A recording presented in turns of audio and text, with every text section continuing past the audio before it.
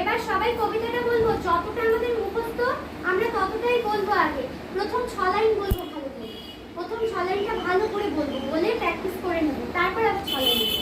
হ্যাঁ, 1 2 3 স্টার্ট।